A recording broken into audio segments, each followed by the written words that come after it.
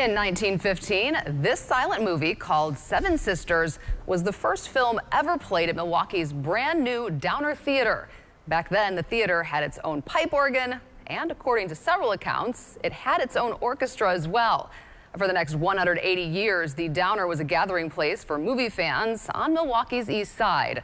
But today, without any advance notice, we got word that the Downer has closed its doors, a move that has surprised and saddened a lot of people. CBS 58's Yukari Nakayama shows us why it happened and how neighbors are reacting.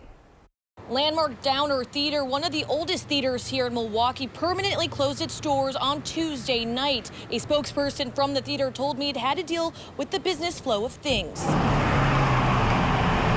It's sad when an iconic theater closes. It's a sadness and a loss for the entire community. It's terrible. Really terrible. Eastsiders grieving after hearing the more than 100-year-old Landmark Downer Theater permanently shut its doors. Coming here has been part of my routine, and so it is very, very sad. For neighbors like Suzanne Adlam and Mike Fredrickson, who've been coming to Downer for more than 30 years, it's news that cuts deep. I met some friends for coffee, and that was one of the first things they brought up was our theater is closing. Well, this is a beautiful theater. It's one more theater that's just gone. We need theaters. On Tuesday, Landmark Downer Theater announced on social media they closed their doors for good. The second theater in the city to close this month. The theater has been a landmark on the east side for decades, first opening its doors in 1915. Mark Mulcahy, head of branding and marketing for the theater, sent us this statement saying Landmark Theaters is constantly evaluating its business strategy and has decided to close the Landmark Downer Theater.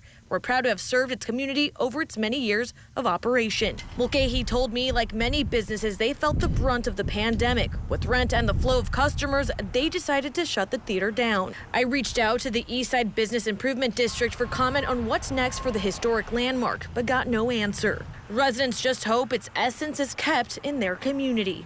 It should be kept the same.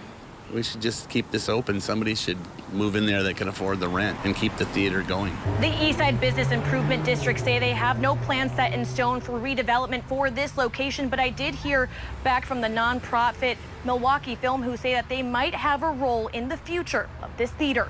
On the east side, Yukari Nakayama, CBS 58 News.